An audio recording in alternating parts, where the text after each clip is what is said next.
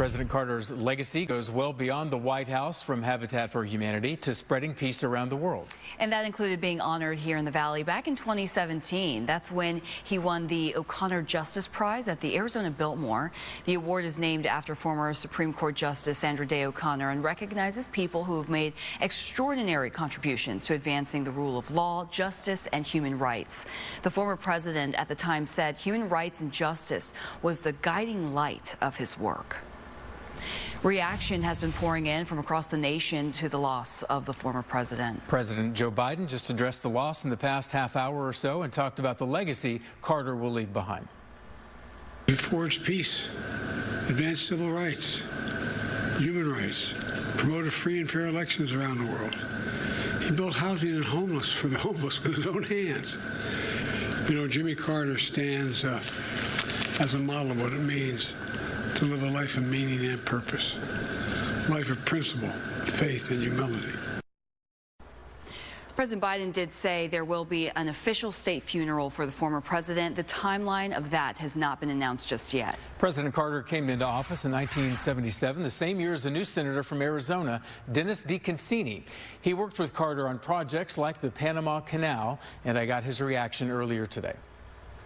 Panama Canal will certainly be one of the biggest things in history of American politics, and he, you know, guided that through, as difficult as it was. So I think that certainly is a legacy, but also what he did afterwards. You know, the humanity and the things that he's involved in for many, many years all over the country, you know, are just historic and will be remembered for forever, in my opinion. He was a remarkable man in that he just wouldn't stop helping people. He believed in it. He was very religious, and he believed in it, and he promoted it. We'll have continuing coverage on the death of President Carter online, including reaction from local officials. Just head to fox10phoenix.com. Now to the weather, with another big holiday heading our way. Yeah, New Year's Eve, not technically a holiday, but a lot of people are treating the whole week like just one big vacation, right? Erica Horvatine explains what to expect on this Tuesday. Hey, Erica. Looks like Erica's mic is not on. Can you turn your mic on real quick, Erica?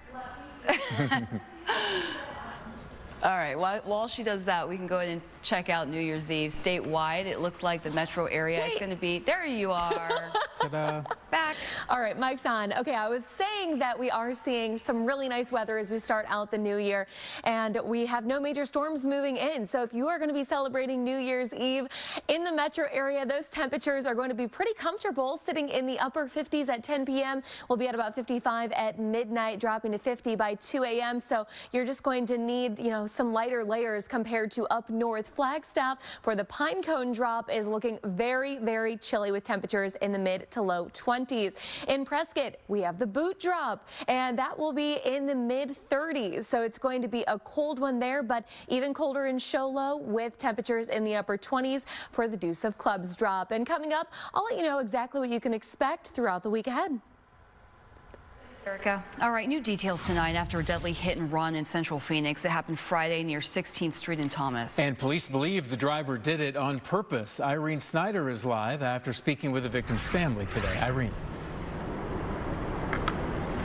Well, hey guys, good evening. This is certainly a very sad story. The family says Ethan Felix leaves behind 5 children, the entire family now grouping together, trying to support each other during this very difficult time. Now, Ethan Felix's parents tell me that they got the call around 7:30 Friday evening is when this all happened. Now, they say it's his girlfriend that originally called them, telling them that Ethan Felix had been stabbed right in front of his apartment complex off 16th Street in Thomas in Phoenix. Now, Ethan Felix was 35 years old. Again, 5 children he's leaving behind now. Phoenix police say the call came out again 7:30 Friday evening. They say when they got to the scene, they found Felix with serious injuries. They say he was hit by a suspect's vehicle. As you mentioned, they believe the suspect hit him on purpose, then ran. Police have not been able to confirm if Ethan Felix was stabbed, but homicide detectives are handling the investigation. Felix was rushed to the hospital where he died. The family speaking to us this afternoon through tears. peaceful person. The people in the complex seemed to really, take to him and enjoy the fact that he was there. He's been there almost 3 years, I think.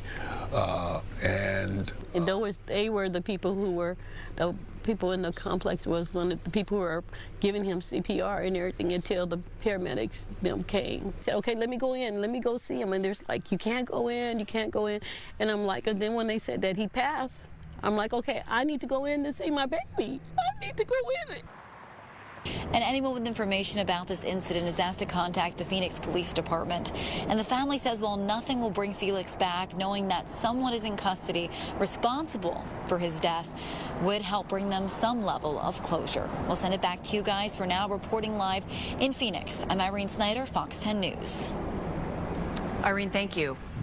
Phoenix police also investigating after a teen was shot this morning. It happened just before 5 near 12th Street and Union Hills Drive. Police say multiple teens were with the teenager who was injured, and that teen has been hospitalized with non-life-threatening injuries. Right now, investigators believe 2 vehicles shot at each other along Union Hills Drive. No word on if police are searching for any suspects tonight. Watching the Fox 10 Weather Experts with meteorologist Erica Horvatine on Fox 10 News. Welcome back. Well, today was a warmer day out there. Those temperatures climbing by 5 degrees compared to yesterday afternoon in Phoenix. And we were 7 degrees warmer than yesterday in spots like Window Rock and Winslow. Those temperatures making it into the 60s and 70s for some of these higher terrain locations like Winslow with 73 degrees. Just absolutely warm for this time of year in that part of the state. 66 in Sedona today. Same with Prescott. We hit 75 in Phoenix after we did see some cooler weather over the Christmas holiday and just after.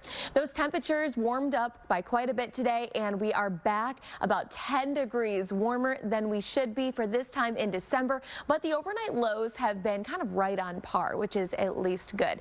As we've gone through the day, skies have been abundantly sunny. Just an absolutely gorgeous day out there.